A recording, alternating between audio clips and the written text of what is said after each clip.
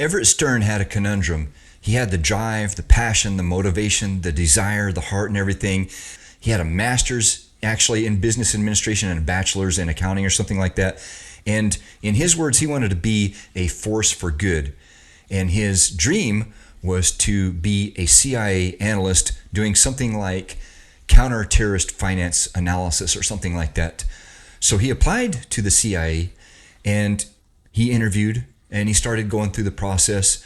He passed the first couple of tests, but at some point in time, according to him, he failed one of the tests, so he was out and he was crushed. But he did not let that momentary defeat sway him. He kept his sights on target, plus now he needed a job. So he was looking through the job postings online or through a paper one day, and he found a financial institution in his area of Newcastle, Delaware, that was seeking anti-money laundering compliance officers. And this financial institution was the Hong Kong Shanghai Bank of China, or HSBC. So he interviewed, he almost got hired immediately, and he went into this office that he said was, he describes like a shack almost. It wasn't in a posh uptown business park like he expected of a large bank. And he was the only one in there wearing a suit and tie. Everybody else was business casual, and they were all pretty much burnouts. So he's a little bit worried, and they start training him on all this, and he learned two things.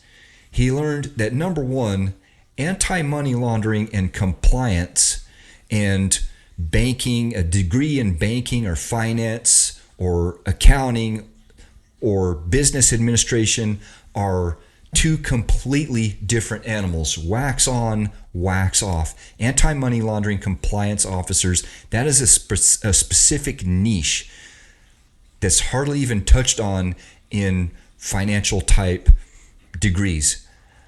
That he found that out first, and then as he was getting avalanched with backlog alerts, and I don't know, because of his training, education, and experience, I kind of question whether somebody else didn't underhand slow pitch this to him to hit out of the park, or guide or mentor him so they wouldn't have to be the whistleblower. It doesn't matter. At the end of the day, he's credited with discovering that somebody or some group of people, either the executive management group level or EMG, or the information technology people or IT, somebody was on the back end stripping critical data points from their transactional data. And the significance of this is that some of these critical data points identified the transactions as being conducted by or linked to known cartels or terrorist entities.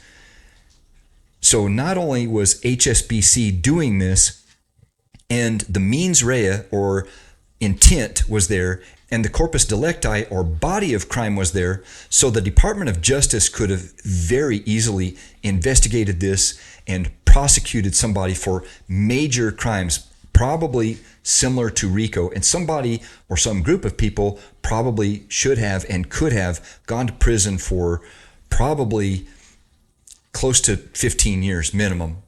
Not only did the Department of Justice not do anything when Everett Stern became an informant for the CIA and the FBI, but they only reached their government hands into the deep pockets of HSBC, finding them something to the tune of about, I think, $7 billion ultimately at the end of the day, which is not a business impact for a bank as large as HSBC. So nobody faced any justice, and the U.S. government is basically acting like a mafia, just collecting a peso.